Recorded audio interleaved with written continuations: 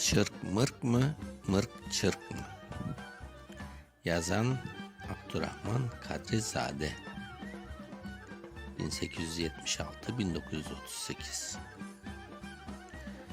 Bir gün avdan kaytan Murat, koş tüfeği elinde, çanta dolu çil bodene, patron kuşak belinde.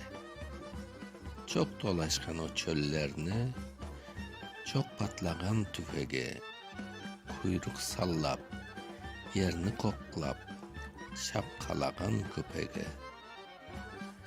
Avcı kısmı malum bu ya, çok av taba şenline, Kurt Murat da şen şeramet, kimni körse eglene.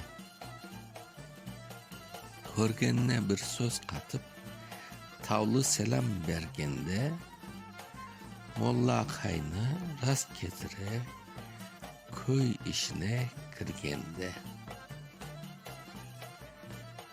Tasarlay da molla kaynan eklenmekni, yürekten pek eğilip selam bere, ona da erekten. Kurt Murat ne oladın diye molla kay. 8-10 yıl kaç bodane di Kurt Murat ırbayıp. Efendi akam, bir müşkülüm var, siz şunu çözünüz. Men kıskadan anlatayım, siz anlarsız özürsüz. Ayt göreyim, katip müşkül, bir aslına yeteyim.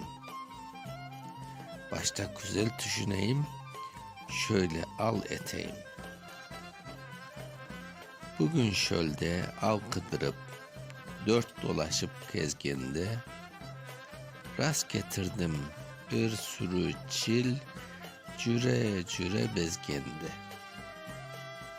Ürkütmesin çili eni, dep çetke çektim köpekne, ortasına nişan alıp bir patlattım tüfekne. Ruhu gafil hayvancıklar çapalandı taldılar. Şu yerçikte çırk mırk edip hepsi ölüp kaldılar. Katip değilsiniz. Bunu bizge mümkün müdür aşamak? Şeriatta bunun için yok mu hiçbir kaçamak? Yok kardeşim, Müslümana böyle şeyler aramdır. Bunun için yol kıdırmak en günah aramdır. Dey molla kay.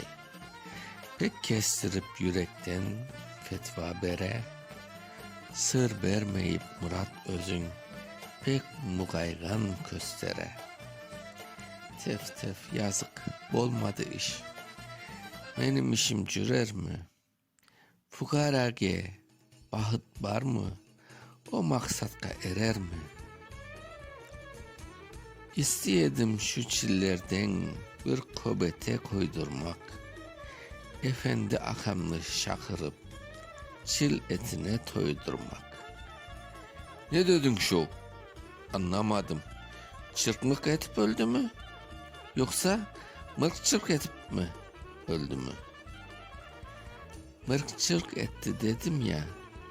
Mırk çırk ettim vallahi akam. Çırk mırk degen şey bola mı? Allah Allah efendi akam. Şay dese sen onday bolsa el aldır o şüphe yok. Köbeteni de erte koydur. Sal hamurga yağını kop. 1928. Okuyan Mustafa Şansal.